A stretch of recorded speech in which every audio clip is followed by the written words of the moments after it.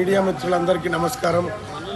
ఇవాళ BRS party ముఖ్యంగా KT Ramarao మొత్తం నైతిక విలువలు మర్చిపోయి దిగజారిపోయి సోషల్ మీడియాలో తప్పుడు ప్రచారాలు తప్పుడు వీడియోలు సృష్టిస్తూ అటు దూరదర్శన్ లోగోలను మార్ఫింగ్ చేసి ఆర్టీసీ లోగోలను మార్ఫింగ్ చేసి మొత్తం తెలంగాణ రాష్ట్రంలో అత్యంత క్రూరమైన నీతి దిగజారిపోయి మన కల్వకుంట్ల తారక రామారావు అండ్ బీఆర్ఎస్లోని కొంతమంది సోషల్ మీడియాలో పనిచేస్తున్నటువంటి వ్యక్తులు వ్యవహరిస్తూ ఉన్నారు.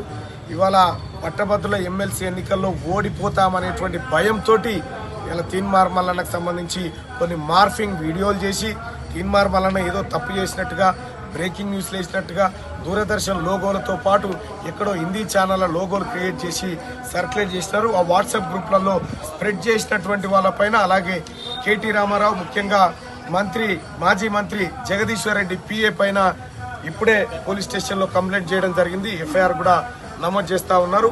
ఇంకా ఎవరెవరు ఇవి వాట్సాప్లో సర్క్యులేట్ చేస్తూ ఉన్నారో వాళ్ళందరిపైన కంప్లైంట్ చేయబోతా ఉన్నాం.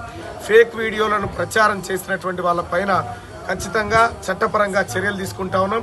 ఇంకా అలాగే కాదు, నిన్న మొన్నటి వరకంటే నేను ఎలక్షన్ బిజీలో ఉన్నా, ఇక ఇప్పటి నుంచి ఎవరెవరు ఎలాంటి ఫేక్ వీడియోలు తయారు చేశారో వాటన్నిటిని వెలికి తీసి వాటి ద్వారా పోలీస్ కంప్లైంట్ చేయబోతా ఉన్నాం.